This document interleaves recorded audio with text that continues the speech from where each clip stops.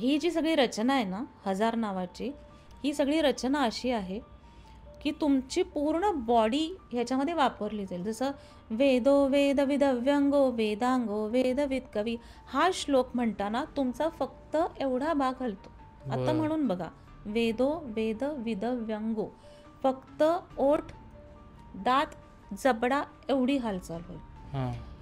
महोत्साहो महाबलो, हे शब्द म्हणताना तुमच्या ते विसर्ग असतात ना, विसर्ग म्हणजे मराठी मीडियमच्या मुलांना 2 डॉट जे काढतो, हे उच्चार काढताना तुमची छातीतून शक्ती बाहेर पडते. अजून एक यज्ञो यज्ञपतिर्यज्वा यज्ञांगो यज्ञ, हा शब्द म्हणताना तुमचा कंठ वापरला जातो. बरोबर. ब्रह्मण्यो ब्रह्मकृत ब्रह्मा, ब्रह्म म्हणून बघा आता मनातल्या मनात, ब्रह्मण्यो ब्रह्मकृत ब्रह्मा, ब्र म्हणतानाच तुमचे हे वाइब्स इथून इथे जातात.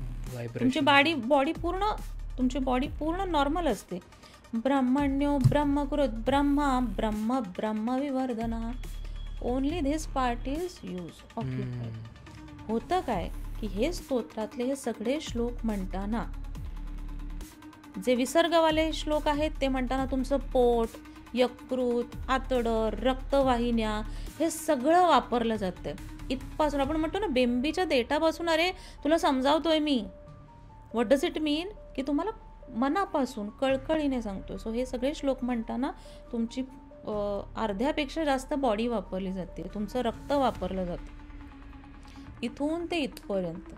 आणि म्हणून याचा परिणाम हा होतो, जसा तुमचा प्रश्न होता की परिणाम काय होतो, रिज्युविनेट होता, तुमची शक्ती पुन्हा पुनरुज्जीवित होते.